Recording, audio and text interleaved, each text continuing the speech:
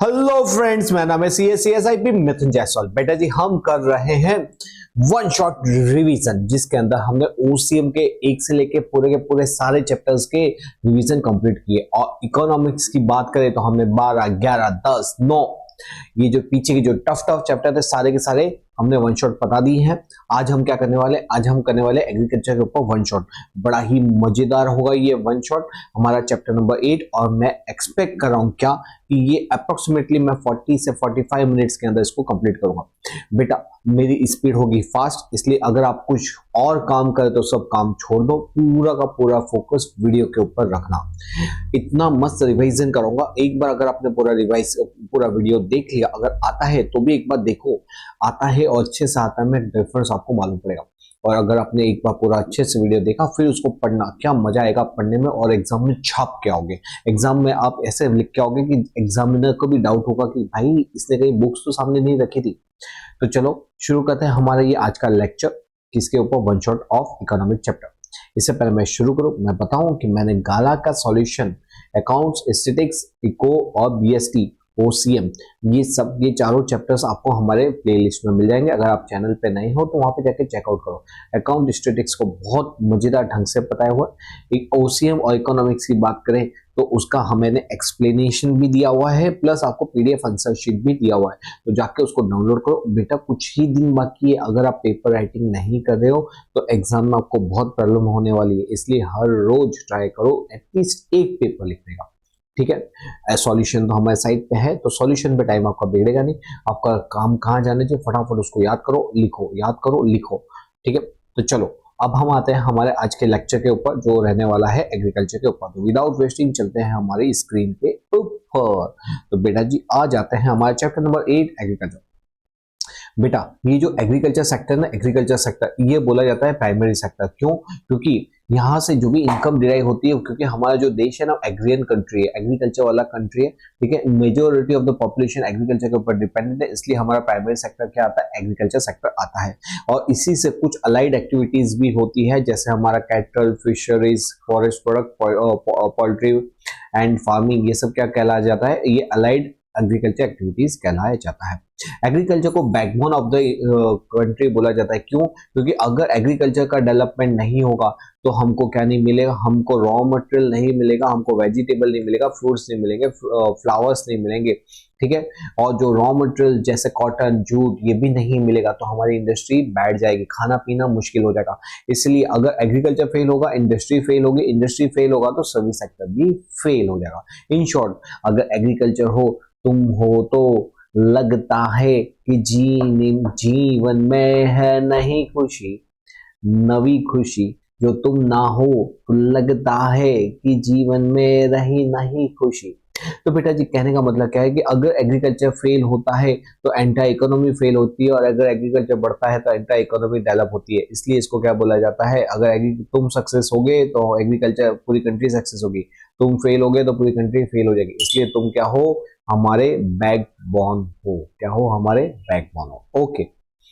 Present situation की बात करें कि भाई हम क्यों एग्रीकल्चर को इतना इंपॉर्टेंस देते हैं, एग्रीकल्चर क्यों इतना इंपॉर्टेंस देते हैं, तो हम अगर प्रेजेंट सिचुएशन की बात करें, प्रेजेंट सिनारियो की बात करें, तो हमारा जो नेशनल इनकम है ना, नेशनल इनकम, बेटा जी, अगर 1950 और 51 के अंदर जो एग्रीकल्चर का जो कंट्रीब्यूशन होता था नेशनल इनकम के अंदर, मतलब हमारा जो GDP होता था, उसमें एग्रीकल्चर 53%, मतलब टोटल देश को जो रेवेन्यू मिला उसमें 53% रेवेन्यू कहां से आता था, एग्रीकल्चर से आता था।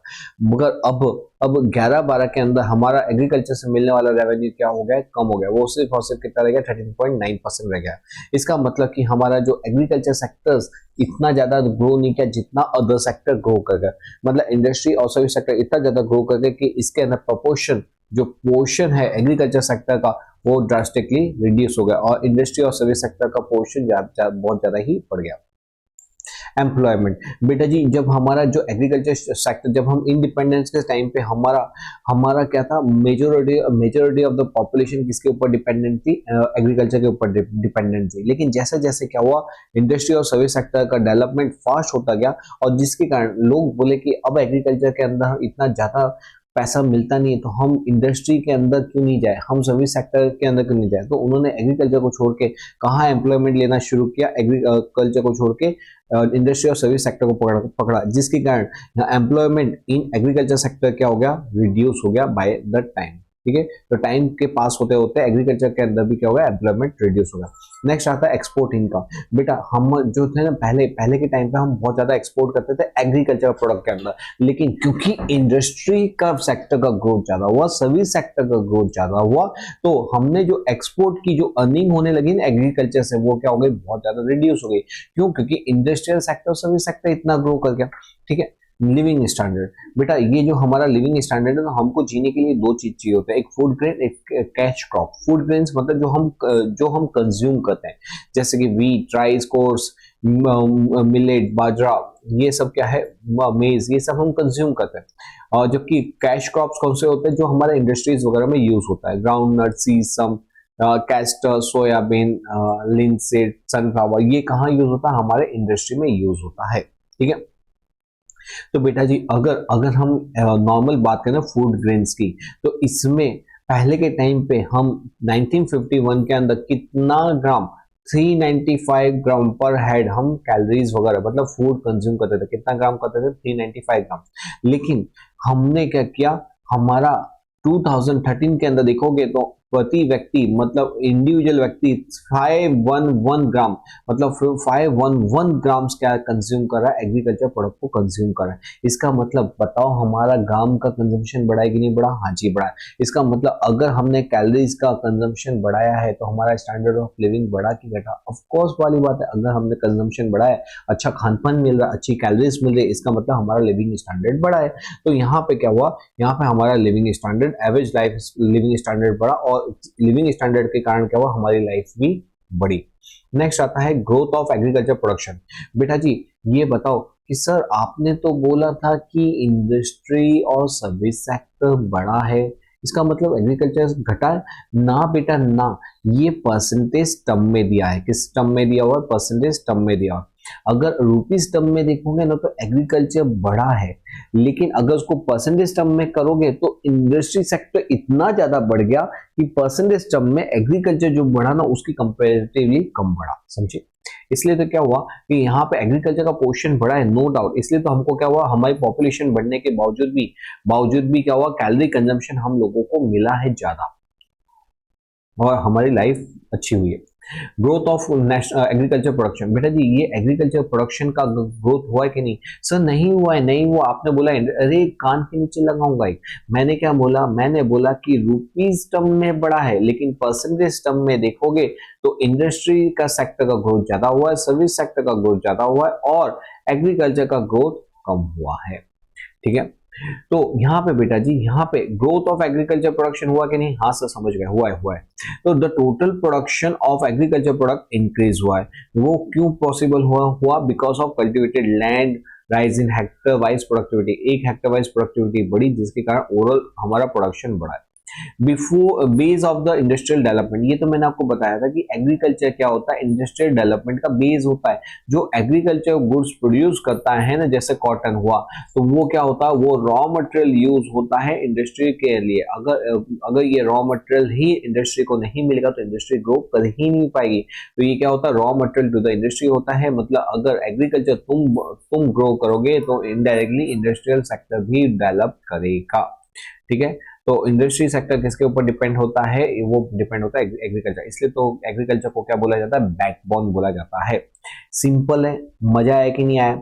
आया ना? फटाफट 1 मिनट में वापस करवा देता हूँ। प्रेजेंट सिनारियो क्या है एग्रीकल्चर में? पहले के टाइम पे नेशनल इनकम के अंदर, जीडीपी के अंदर एग्रीकल्चर का पोर्शन ज्यादा था, अभी के टाइम पे वो कम हो गया। एम्प्लॉयमेंट, पहले लोग ज्यादा एम्प्लॉयड थे, एग्रीकल्चर के अंदर ज्यादा जाते थे, लेकिन इंडस्ट्री और सर्विस सेक्टर के ग्रोथ के कारण यहाँ पे एम्प्लॉयमेंट क्या हो गया, परसेंटेज रिड्यूस हो गया। एक्सपोर्ट इनकम, ये लोग पहले एक्सपोर्ट एग्रीकल्चर का ज्यादा करते थे क्योंकि ज्यादा लोग उसके अंदर इन्वॉल्व थे, लेकिन समय के साथ साथ क्या हुआ, इंडस्ट्री और सर्विस सेक्टर का ग्रोथ हुआ और वो वाली चीजें ज्यादा एक्सपोर्ट होने लगी, तो एग्रीकल्चर का जो प्रोडक्शन, जो एक्सपोर्ट है वो कम हो गया।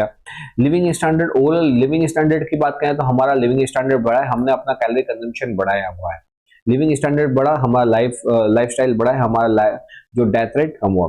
ग्रोथ ऑफ एग्रीकल्चर प्रोडक्शन, बेटा जी ग्रोथ ऑफ एग्रीकल्चर प्रोडक्शन हुआ, हाँ जी ऑफ कोर्स हुआ है। हमने नए नए खोजे की, हमने green revolution, green revolution, red revolution लेके आए, जिसके कारण क्या हुआ, ओवरऑल हमारा एग्रीकल्चर प्रोडक्शन बढ़ा।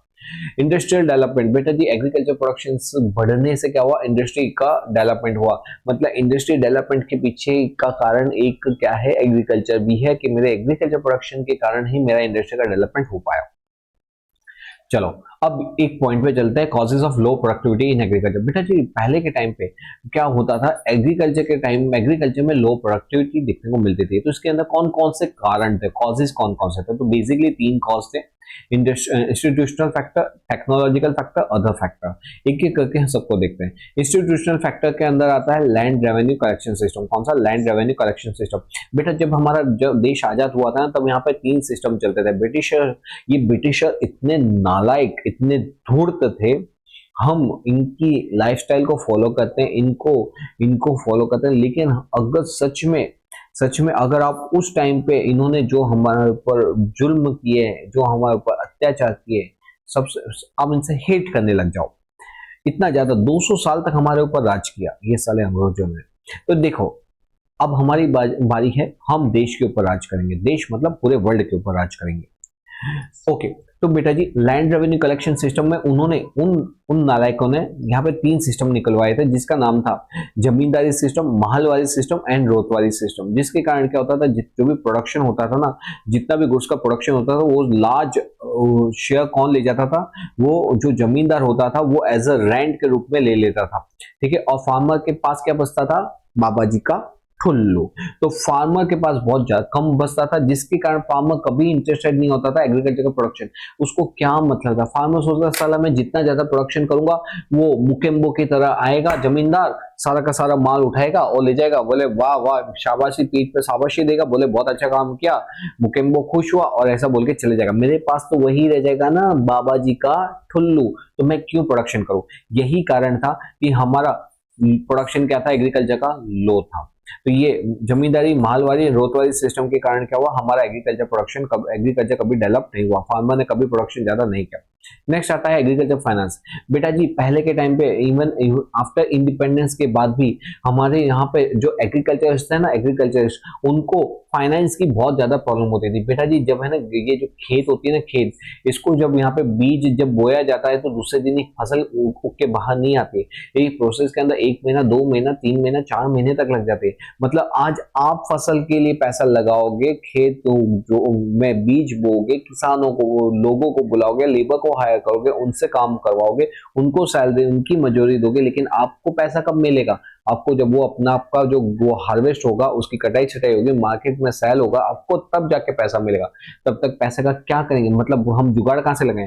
तो हम क्या करते थे, एग्रीकल्चर फाइनेंस की बहुत ज्यादा प्रॉब्लम होती थी, तो हम किससे पैसे लेते थे? तो पहले के टाइम पे बैंक्स वगैरह इतनी नहीं थी, तो बैंक वगैरह नहीं थी, तो हम आजू बाजू की जो मनी लेंडर्स थे, उनसे पैसा लेते थे। और ये जो मनी लेंडर है ना, ये किसानों की मजबूरी का बहुत फायदा उठाते थे। क्या? किसानों की मजबूरी का फायदा उठाते थे।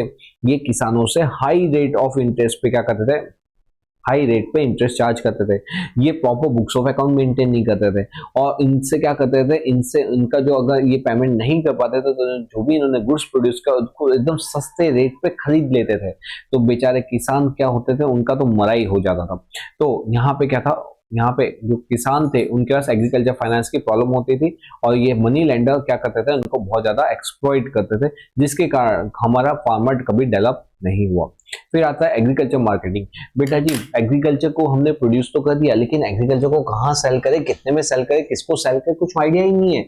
ये प्रॉब्लम फेस होती थी फार्मर को, और जिसके कारण क्या होता था, वो जो बीच के जो ब्रोकर होते थे ना, मीडिएटर, ट्रेडर, वो एग्रीकल्चर मतलब फार्मर के पास जाते थे, बोलते थे यार तुम काहे को इतना टेंशन लेते हो, हम तुम्हारा गुड्स परचेस करेंगे और इसको मार्केट में बेचेगा, तुम टेंशन मत लो, हमको लॉस चलेगा, तुमको लॉस नहीं होने देंगे। ऐसे प्यारी बातें करके उनको सस्ते रेट पे गुड्स खरीदते थे, और मार्केट में जाके उसी को ट्रेडर हाई रेट पे बेचते थे, जिससे बेचारा एग्रीकल्चर मेरा कभी डेवलप ही नहीं हुआ, एग्रीकल्चर का कभी, फार्मर का कभी ग्रो हुआ ही नहीं। तो ये जो मीडिएटर थे ना, इन्होंने हमारे फार्मर को बहुत लूटा। दूसरा जो मनी लेंडर थे ना, वो मनी लेंडर भी क्या करते थे, वो जब फसल पक जाती थी तब जाते थे, और भाई फार्मर मनी लैंड की थी, उसका हफ्ता कब दे रहे हो? वो बोलता था साहब जी माल तो बिके।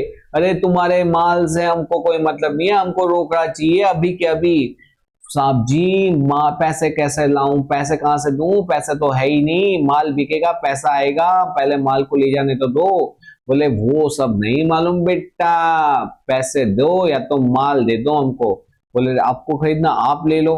तो वो अगर सपोज लाख रुपए का माल होता था, बोलता था लाख रुपए नहीं 20,000 रुपए दूंगा, बोलते को चाहिए तो दे, वरना मेरे को अभी के अभी 20,000 रुपए दे। किसान बेचारा क्या करता, बोले ले जाओ, अभी तो कुछ भी नहीं है मेरे पास। तो इस तरह से क्या होता था, मनी लेंडर्स और जो बीच के जो ट्रेडर्स थे फार्मर्स को बहुत ज्यादा एक्सप्लॉइट करते थे। इसके कारण हमारा फार्मर का डेवलपमेंट नहीं हुआ और हमारा एग्रीकल्चर प्रोडक्टिविटी हमेशा कम रही। नेक्स्ट आता है रूरल सोशल स्ट्रक्चर। बेटा जी रूरल का जो सोशल स्ट्रक्चर था ना वो कैसा था, जो बाप होता था वो हमेशा बच्चे को बोलता था कि बेटा जी हम फार्मर है फार्मर, और हमारा जो नसीब है ना नसीब, उसमें हमेशा क्या लिखा है, मजूरी लिखी है, हमारा कोई ग्रो नहीं होने वाला, हम जैसे हैं वैसे ही रहने वाले, हम एग्रीकल्चर की खेती के अलावा हमको कुछ आता नहीं है और हम कुछ करने वाले नहीं है, और एग्रीकल्चर से हमारा कोई भला होने वाला नहीं है। तो इस तरह का क्या चलता था, उनका फैटलिज्म चलता था। वो बोलते थे कि भाई हमारे भाग्य में ही ये सब लिखा हुआ है, इसलिए वो एग्रीकल्चर को क्या समझते थे, बोले अपने भाग्य के ऊपर छोड़ देते थे, और वो बोलते थे कि यहाँ पे हमारा कोई ग्रो नहीं होने वाला, इसलिए तुम भी ज्यादा कोई आशा मत रखो। तो वो एग्रीकल्चर क्या करते थे, सब्सिस्टेंस के लिए ही करते थे, कभी कमर्शियलाइजेशन सोचा ही नहीं था कि एग्रीकल्चर से कभी हम बहुत ज्यादा पैसे कमाएंगे, अमीर बनेंगे। तो ये यही कारण था कि वो क्या करते थे, एग्रीकल्चर का प्रोडक्शन ज्यादा हुआ नहीं।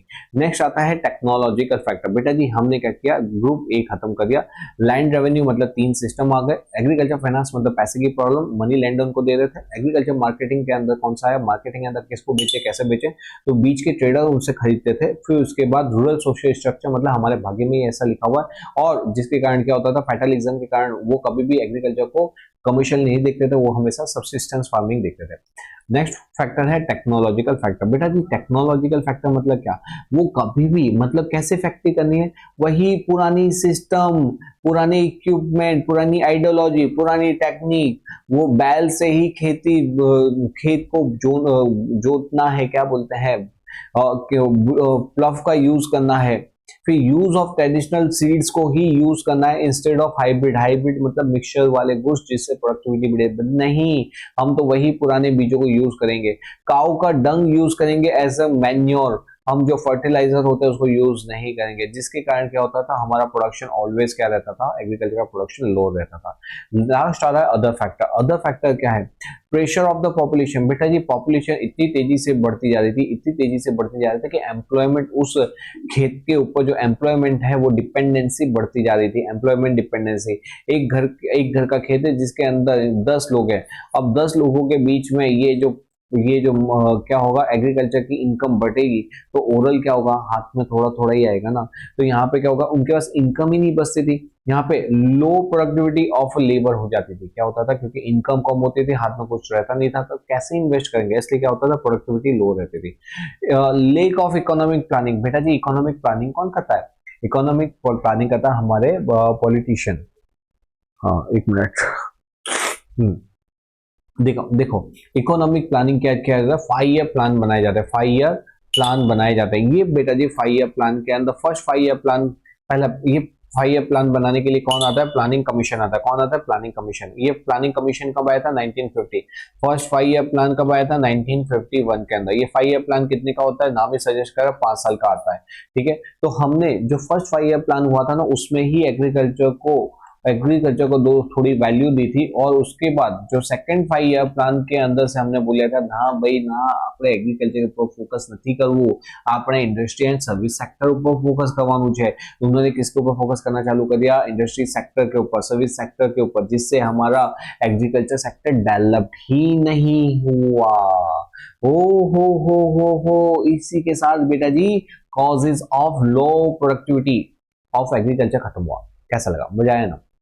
तो देखो इसके अंदर बेसिकली 3 कारण थे। यहाँ पे इंस्टीट्यूशनल फैक्टर के अंदर तीन सिस्टम जिसके कारण हमारा एग्रीकल्चर डेवलप नहीं हुआ। फाइनेंस के अंदर मनी लेंडर से ज्यादा रेट पे बोरो करते थे, जिसके कारण एग्रीकल्चर डेवलप नहीं हुआ। एग्रीकल्चर मार्केटिंग किसको सेल आउट करे, मीडिएटर को सेल आउट करते थे, जो हमसे मतलब फार्मर से बहुत कम रेट पे माल खरीदता था और बाहर ज्यादा रेट पे बेचता था। रूरल सोशल स्ट्रक्चर ही ऐसा था कि फेडरलिज्म के ऊपर मानते थे, वो बोलते थे कि हमारी खेती से हमारा कभी भविष्य बढ़ने वाला नहीं है। टेक्नोलॉजी के अंदर वो पुरानी सिस्टम यूज करते थे, प्लफ का यूज करते थे, सीड्स का यूज करते थे, जिससे प्रोडक्शन उसका बढ़ता नहीं था। अदर फैक्टर्स के अंदर प्रेशर ऑफ पॉपुलेशन, इतनी डिपेंडेंसी थी एग्रीकल्चर के ऊपर, हमारे पास इनकम सोर्स कोई और होते नहीं थे, इसलिए उनके पास इनकम ज्यादा बचती नहीं थी। Lake of economic planning, government भी कोई प्लानिंग कोई भी प्रकार का डेवलपमेंट नहीं करती थी एग्रीकल्चर के ऊपर, वो फोकस ही नहीं करती थी एग्रीकल्चर के, वो ज्यादा फोकस इंडस्ट्री सेक्टर वालों को देती थी, जिसके कारण क्या हुआ, एग्रीकल्चर डेवलप नहीं हुआ।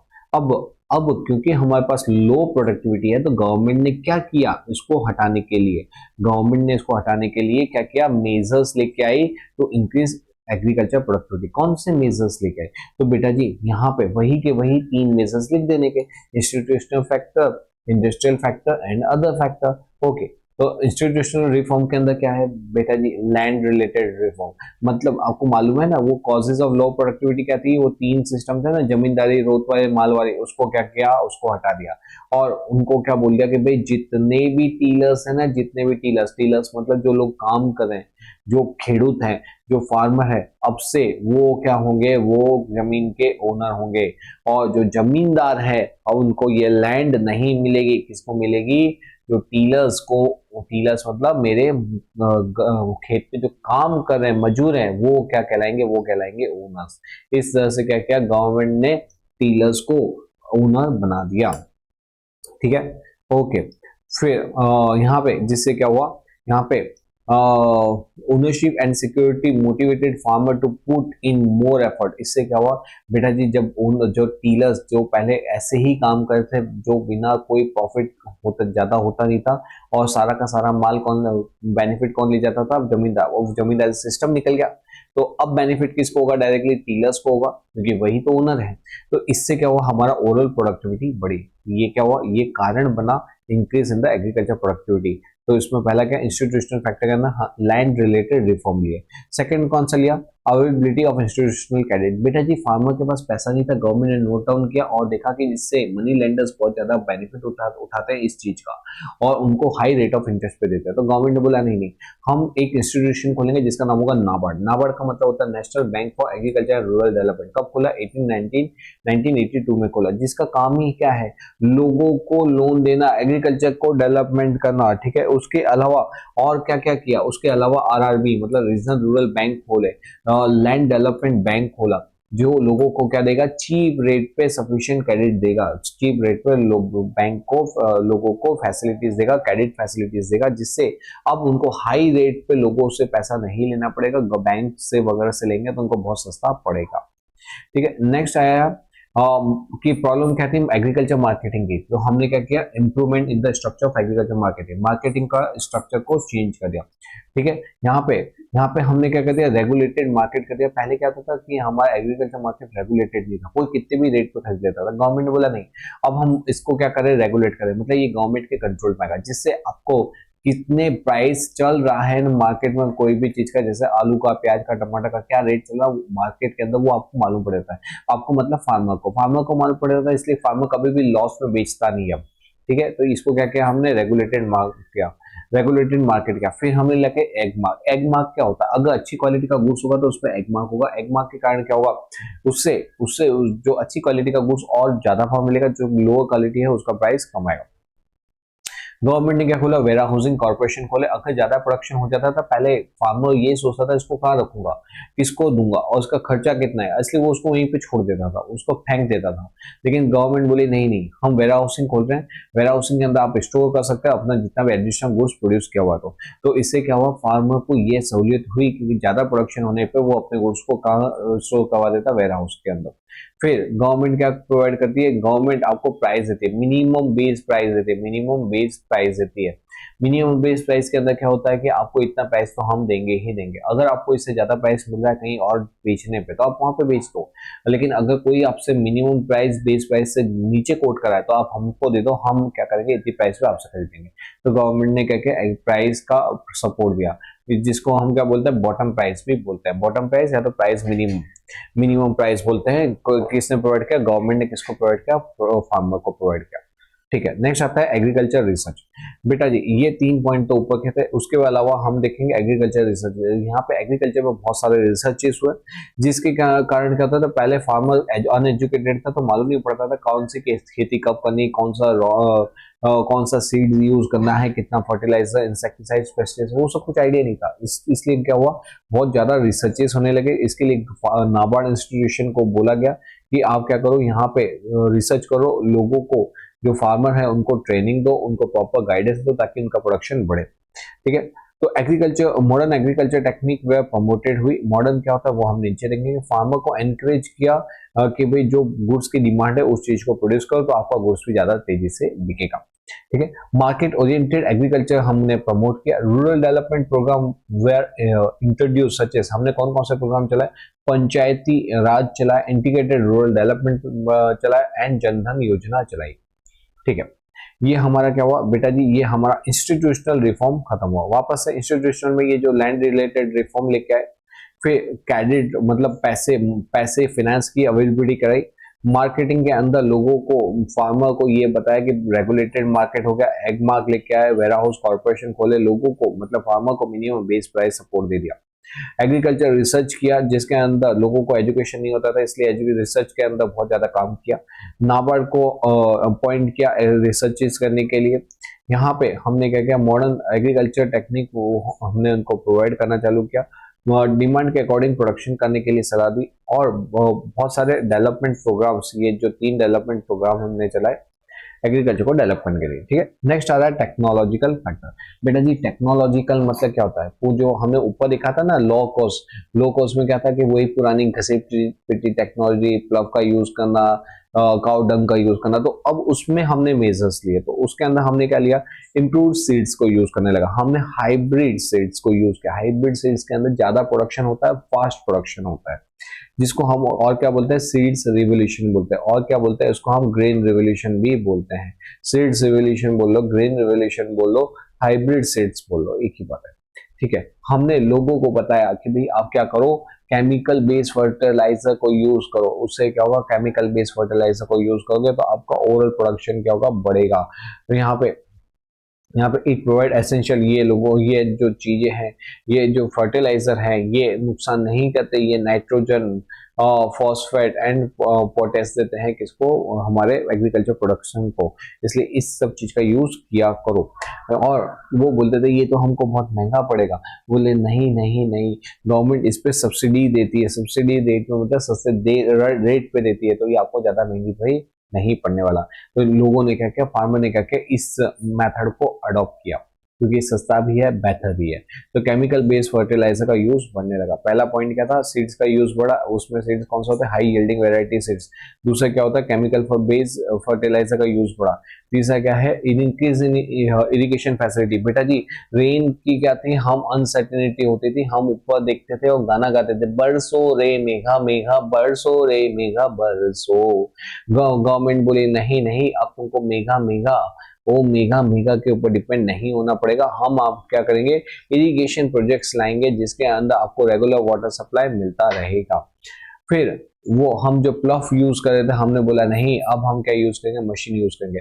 हमने क्या किया, हमने मतलब गवर्नमेंट ने, इंडस्ट्री ने, एग्रीकल्चर सेक्टर वालों को ट्रैक्टर दिया, ट्रेसर दिया, पंप दिया, स्प्रेयर दिया, जिससे क्या हुआ, एग्रीकल्चर का जो ये जो काम है वो बराबर टाइम तेजी से बढ़ने लगा, काम बहुत तेजी से होने लगा। उनका बहुत टाइम कम बचा, और लेबर की भी क्या हुई, उनकी बचत होने लगी। ठीक है, जिसके कारण क्या हुआ, मल्टी क्रॉपिंग भी होने लगा। नेक्स्ट आता है पेस्टिसाइड्स। ये जो जीव जंतु होते हैं, डिसीज और इंसेक्ट से बचाने के लिए हमने क्या बनाया, पेस्टिसाइड्स बनाया, to protect from the disease and insecticides. और जिसके कारण क्या हुआ, जिसके कारण जो मेजर लॉस होता था ना, वो अब रुक गया। जिसके कारण जो लॉस रुका, मतलब ऑटोमेटिक प्रोडक्टिविटी बढ़ गई। सॉइल टेस्टिंग मतलब कि पहले जो फार्मर था कुछ भी बना देता था कहीं, जहां पे भी उसको जो जमीन खाली मिल जाती, लेकिन फिर बोला नहीं नहीं, जो जमीन होती है ना, उसकी टेस्ट कराओ, उसके अंदर देखो कि उसकी फर्टिलिटी किस चीज के अंदर ज्यादा है। जिस चीज में उसकी फर्टिलिटी ज्यादा है, उस चीज का प्रोडक्शन करो, उस चीज का क्या करो, आप सीड्स बो, और उसका प्रोडक्शन आपको बहुत ज्यादा मिलेगा। लास्ट आता है अदर मेजर। अदर मेजर के अंदर क्या किया, फार्मर को एजुकेट किया। एजुकेट किया किस बारे में, न्यू टेक्नोलॉजी के बारे में। हमने क्या किया, एजुकेशन एग्रीकल्चर फेयर्स लगाए। एग्रीकल्चर फेयर्स के अंदर कैसे आप एग्रीकल्चर प्रोडक्टिविटी को बढ़ा सकते हो वो आपको उसका नॉलेज दिया। फिर हमने एग्रीकल्चर अलाइड एक्टिविटीज, मतलब गवर्नमेंट ने एग्रीकल्चर अलाइड एक्टिविटीज चलाई जिससे एग्रीकल्चर को सिर्फ और सिर्फ एग्रीकल्चर के ऊपर डिपेंड ना रहना पड़े। जब आपका खेती का टाइम हो तब आप खेती करो, जब आप खेती का टाइम ना हो, मतलब no season other than agriculture season के अलावा आप क्या कर सकते हैं, rearing, poultry farming, food processing, jungle and other activities कर सकते हो जो आपको हेल्प करता है आपको मोर अर्निंग करने के अंदर। फिर गवर्नमेंट ने क्या बोला, गवर्नमेंट ने दिया स्मॉल स्केल इंडस्ट्री। भाई स्मॉल स्केल इंडस्ट्री तुम तो सपोर्ट करो अपने एग्रीकल्चर भाइयों को। तो स्मॉल स्केल इंडस्ट्री ने भी क्या किया, एक्सपांड किया रूरल एरिया के अंदर, और उनको क्या दिया, मशीनरी और सपोर्टिंग इक्विपमेंट दिए जिसके कारण एग्रीकल्चर का प्रोडक्शन क्या होने लगा, बढ़ने लगा। बढ़ा, बताओ मजा आया कि नहीं। ठीक है, यहाँ पे मैंने फटाफट स्पीड के अंदर और पूरा आपको कंसेप्ट मैंने आपको क्लियर किया हुआ।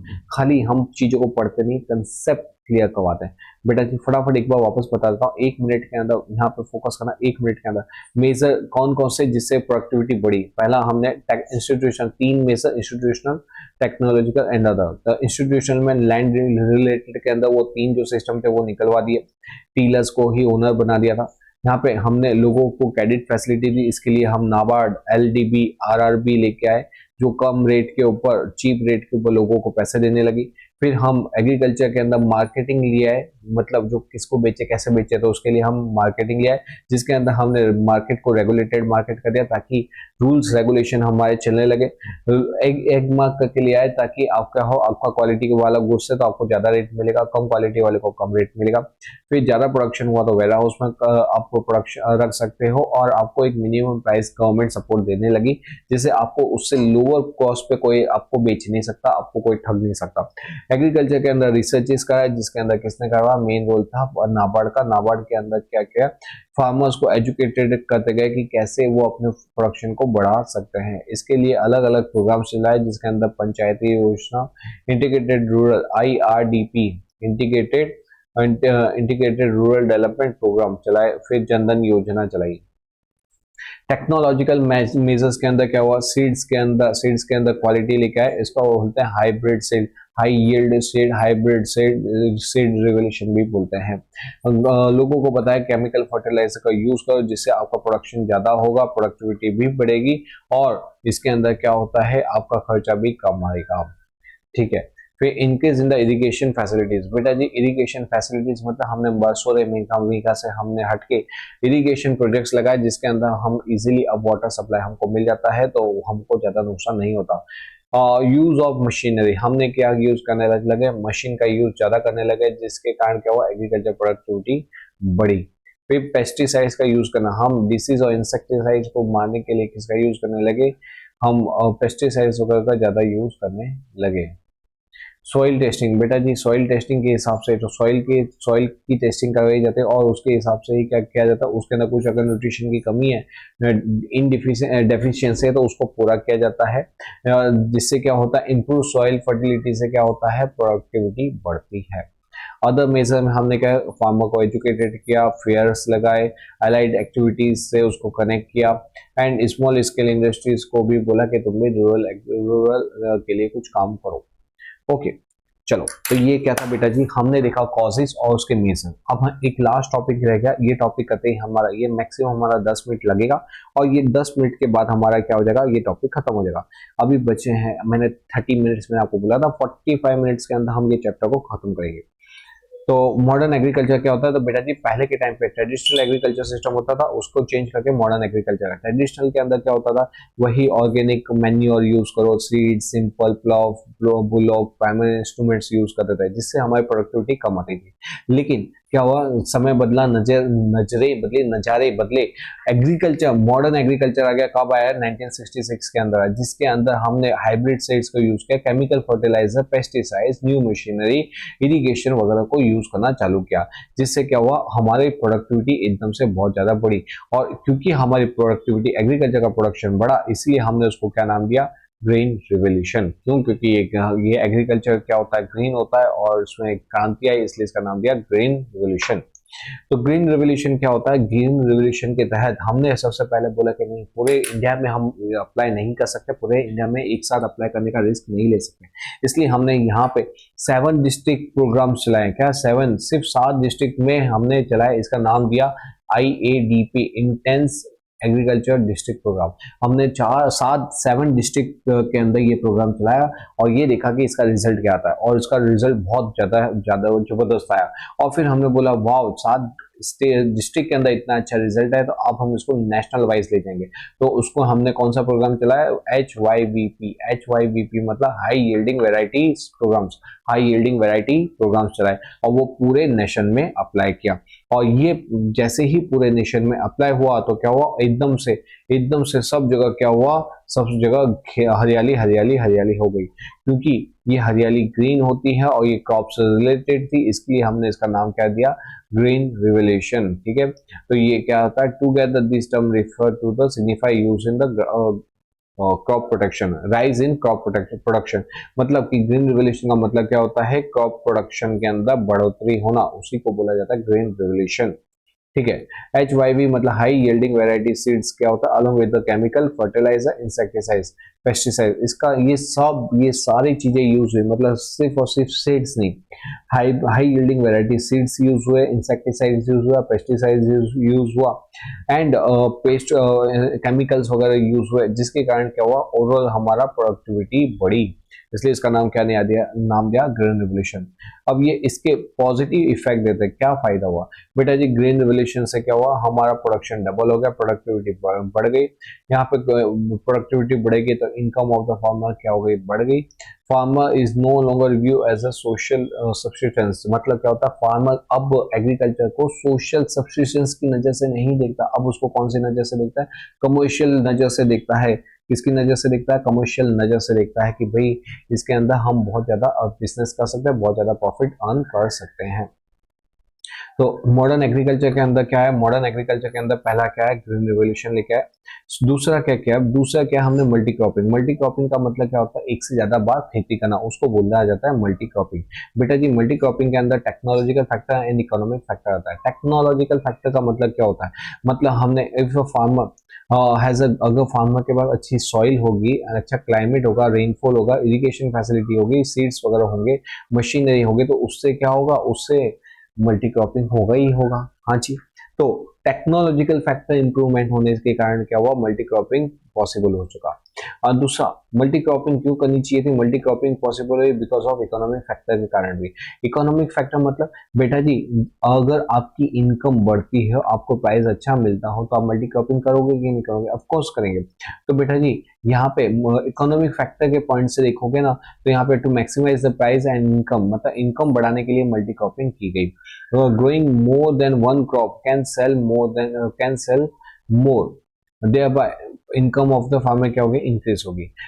यहाँ पे फार्मर के पास जो इंस्ट्रूमेंट्स होते थे अवेलेबल होते थे। अब बेटा जी अगर मेरे पास ट्रैक्टर है और वो ट्रैक्टर से मैं अगर सिर्फ 3 घंटे ही उसका यूज करूँ, क्या ये सही? नहीं। अगर मेरे पास ट्रैक्टर है तो मैं उसका 7-8 घंटे क्यों ना यूज करूँ? तो बेटा जी फार्मर के पास जब अवेलेबल होते थे plough, tractor, pumps, other tools, तो फिर क्या करता था? They can prepare the land quickly and grow another crop. तो इसलिए फार्मर क्या करते थे? इस अपने अपने इंस्ट्रूमेंट्स का अच्छा यूज करते थे, इसलिए वो डबल क्रॉपिंग करते थे। साइज ऑफ अ फॉर्म, अगर मेरे पास बहुत बड़ा एरिया तो मैं क्या करता था? साइज ऑफ अ फॉर्म को बांट देता था। इस फॉर्म के अंदर ये वाला गुड्स को मैन्युफैक्चर करना, और ये वाले के अंदर बी वाले पार्ट के अंदर, मतलब साइज ऑफ फॉर्म क्या होता था? ये वाले पार्ट के अंदर एक चीज को प्रोडक्शन करना और इसके अंदर सेकेंड चीज को प्रोडक्शन करना है। इस तरह से क्या होता था? हम लैंड का सही यूज कर पाते थे। Size of a form, a large farm can be divided into land and grow different crop in the same year. Protection of insurance, हमको गवर्नमेंट की तरफ से और अलग अलग प्राइवेट इंस्टीट्यूशन क्या प्रोवाइड करती थी? अब इंश्योरेंस प्रोवाइड करने लगी। वो बोलने लगी कि अगर आपका कोई क्रॉप फेल हो जाता है तो टेंशन ना करें, हम आपको क्या करेंगे? हम आपका अगर आपका क्रॉप फेल हो जाता है तो आपको हम करेंगे मुआवजा देंगे। तो इंश्योरेंस वगैरह मिलने लग गया, तो फार्मर को सेफ्टी मिलने लगी कि हाँ अब मैं सिक्योर हूँ, मेरा कोई नुकसान होने वाला नहीं है। तो फार्मर को प्रोटेक्ट किया गया किसके थ्रू, इंश्योरेंस के थ्रू, जिससे फार्मर का कॉन्फिडेंस बढ़ा और फार्मर ने मल्टी क्रॉपिंग किया। टेन्योर, बेटा जी हमने जैसे 5 साल के लिए लैंड पे लिया हुआ है, अब टेन्योर 5 साल का है, तो 5 साल में मैं उसके ऊपर खेती करूँ कि नहीं करूँ, मेरे को रेंट तो देना है, तो बताओ मैं क्या करूंगा, ज्यादा से ज्यादा खेती करने लगूंगा। when there is a long term land from the landlord, they are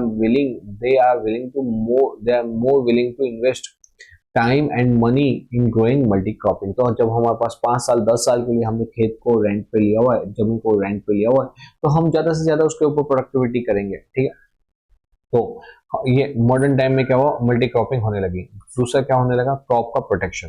crop का प्रोटेक्शन का मतलब क्या होता है बेटा जी, यहाँ पे क्या हुआ, in proper use of pesticide. अगर आप प्रॉपर यूज नहीं करते इन पेस्टिसाइड्स का, या तो बहुत ज्यादा ही यूज करते, तो वो बहुत खतरनाक हो सकता है इंसानियत के लिए एंड एनवायरमेंट के लिए। बेटा आज के टाइम पे आप देखोगे ना, हर चीज के अंदर केमिकल फर्टिलाइजर्स उसको बना पकाई जाती है, उसके अंदर इंजेक्शन ठूस ठूस के उसको लाल बड़े किए जाते हैं, जिससे क्या होता है, हम जब वो चीजों को खाते हैं तो हमारी हेल्थ बिगड़ती है।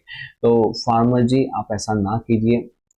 तो जो पेस्टिसाइड्स है उसका इम्प्रॉपर यूज मत कीजिए। आज क्या होता है, अगर आप प्रॉपर यूज नहीं करोगे तो वो किस में कन्वर्ट हो जाता है, पॉइजन के अंदर कन्वर्ट हो जाता है।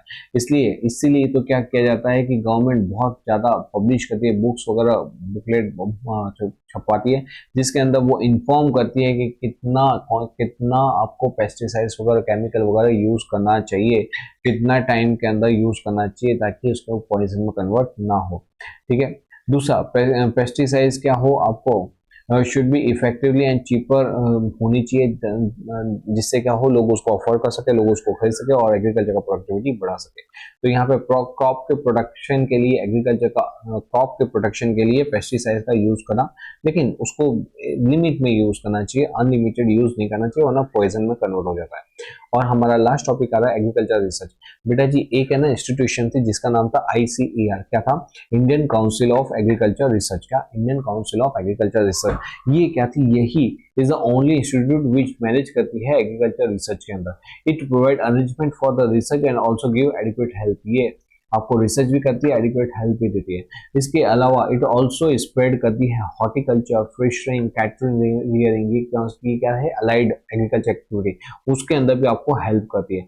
ICAR done the pioneer work, उसने बहुत इंपॉर्टेंट काम किया है in the expansion of green revolution.